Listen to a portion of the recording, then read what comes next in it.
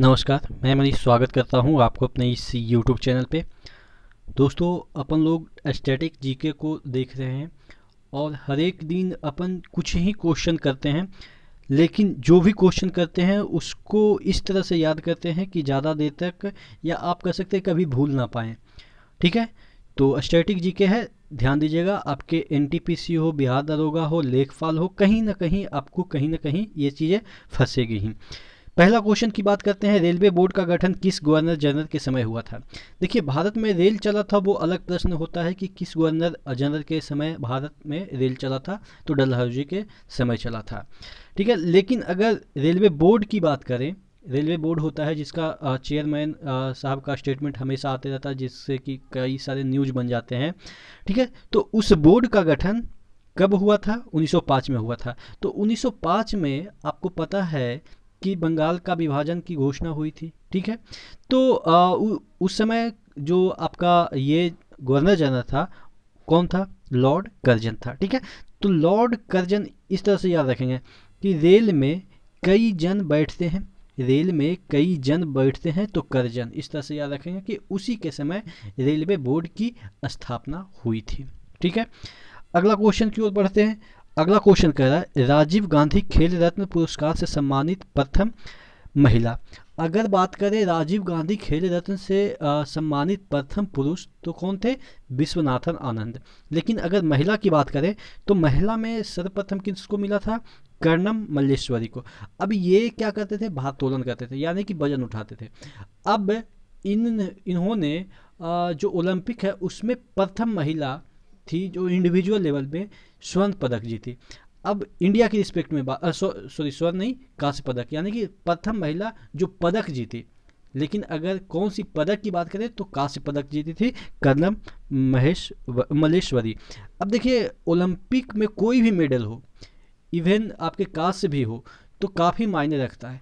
तो पहली बार कोई महिला अगर कांस्य जीत रही है ओलंपिक में, तो ऑब्वियस है कोई बड़ा ना बड़ा पुरस्कार तो मिलना ही था। तो जो खेल में सबसे बड़ा पुरस्कार होता है राजीव गांधी खेल रत्न, तो इन्हीं को सर्वप्रथम मिला था। ठीक है, अगला देख लेते हैं, चाइना कप किस खेल से संबंधित है।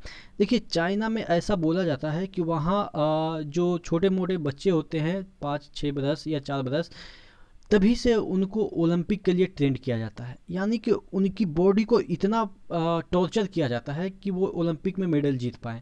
ठीक है, यानी कि बच्चे से 4-5 साल के बच्चे से उनकी बॉडी को पूरा तोड़ दिया जाता है। और जिम्नास्ट एक ऐसा गेम है, उसमें आपकी बॉडी लगभग टूटी ही रहती है, क्योंकि ऐसा खेल है जिम्नास्ट कि आपने देखा होगा कर्माकर जी का, कि जो दीपा कर्माकर है शायद, हाँ, वो नॉर्थ ईस्ट से, उनकी बॉडी इतनी फ्लेक्सिबल है कि वो किसी भी शेप में वो अपना मतलब कि कर्तव्य कर सकते हैं।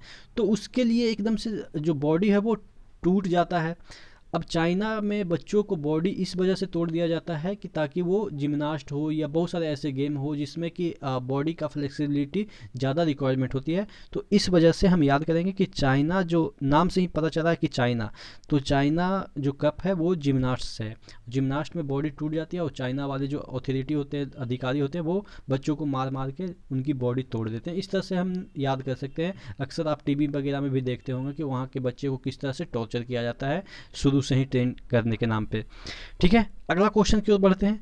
बेलिंगटन ट्रॉफी किस खेल से संबंधित है। एक होता है बेलिंगटन ट्रॉफी और एक होता है बेलिंगटन कप। अगर ट्रॉफी की बात करें तो नौका दौड़ से संबंधित है। अगर बेलिंगटन कप की बात करें तो वो हॉकी से संबंधित है। कंफ्यूजन हो जाता है, इस वजह से मैंने इसको लिखा है। देखिए, ट्रॉफी को ट्रैफिक से याद रखेंगे।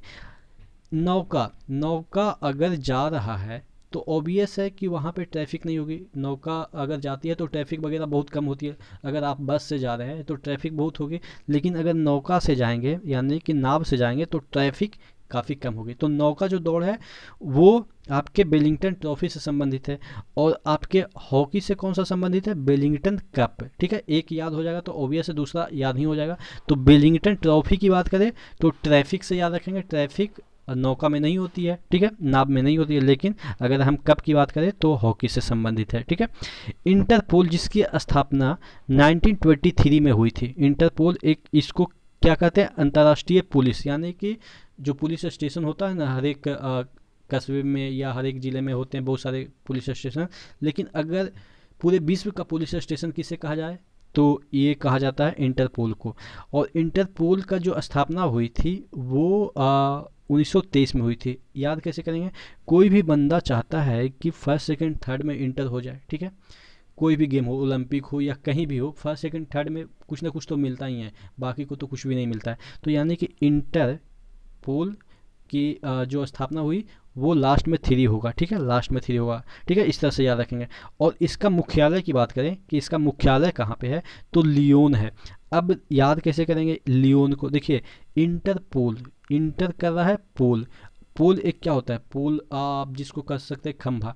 अब कई बार आप गाली वाली देते होंगे, थोड़ा सा अनयूजुअल है लेकिन याद हो जाएगा कि तुम्हारे पिछवाड़े में इंटर कर देंगे पोल, ठीक है, मतलब कि अपने पिछवाड़े में पोल ले लिया, ठीक है। इस तरह से कई बार मतलब कि कभी गलती करते हैं ना, तो हमारे दोस्त लोग इस तरह से करते हैं कि अपने पिछवाड़े में पोल ले लिया, यानी कि खंभा ले लिया, ठीक है। तो लियो, ठीक है, इंटरपोल यानी कि अंदर ले लिया, लिया पोल, ठीक है, इस तरह से हम याद करेंगे। थोड़ा सा देखिएगा रफ चीज़ें हैं, लेकिन मुझे लग रहा है कि अगर गाली से कोई आपसे बात करेगी तो वो ज़्यादा देर तक आपके दिमाग पे रहती है। जैसे आप समझ सकते हैं कैरी मिनाटी साहब हैं, गाली देते हैं, उनकी व्यूज़ देखो। तो यानी कि गाली एक ऐसा चीज़ नहीं है कि जो किसी को हर्ट करने के लिए, वो ऐसा चीज़ होती है गाली ना कि जो ज़्यादा समझ में आती है। तो उसी लैंग्वेज में मैं आपको ये समझाने की कोशिश किया। इंटरपोल यानी कि इंटर लिया अपने पिछवाड़े में, ठीक है, इंटरपोल, ठीक है, इस तरह से याद रखें।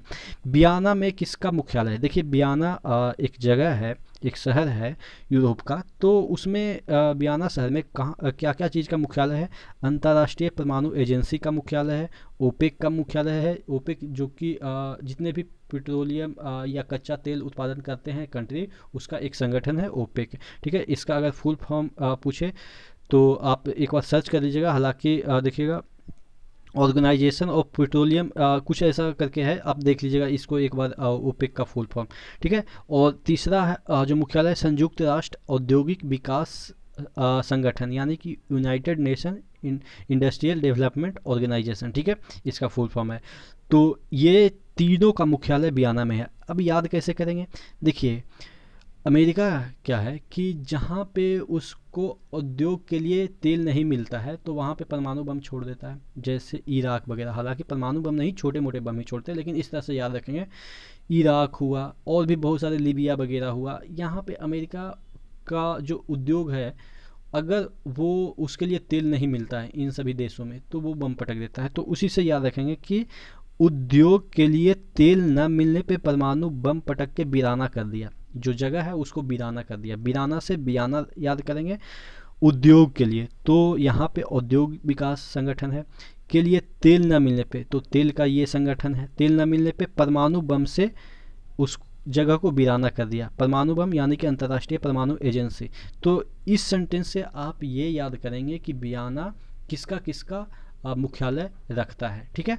याद हो जाएगा कि तेल उद्योग के लिए तेल ना मिलने पे, यहाँ पे छोड़ दिया मैंने, यहाँ पे उद्योग होगा, उद्योग के लिए तेल ना मिलने पे परमाणु बम पटक के वीराना कर दिया, इस तरह से, ठीक है।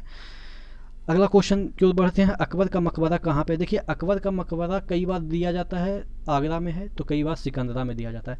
तो सिकंदरा एक पार्ट है आगरा का, आगरा का ही एक जगह है सिकंदरा। तो अगर पार्टिकुलर जगह की बात करें तो सिकंदरा में है, लेकिन अगर सिटी की बात करें तो ये आपका आगरा में है, ठीक है। अगला जो कि लास्ट क्वेश्चन है, बेलूर मठ के संस्थापक कौन थे।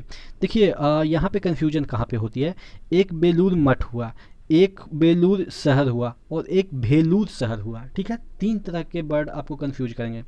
VELUR की बात करें तो ये जो भेलूर है, बेलूर नहीं भेलूर, भेलूर जो शहर है वो तमिलनाडु में है।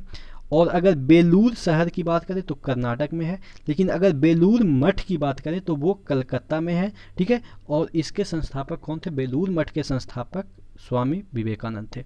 तो आशा करते हैं जो भी कन्फ्यूजन हुआ होगा ये बेलूर के नाम से, वो आपको समझ में आ गया होगा। तो इसी तरह से बने रहिएगा चैनल के साथ। नेक्स्ट वीडियो में नेक्स्ट अपडेट के साथ मिलते हैं, तब तक के लिए धन्यवाद।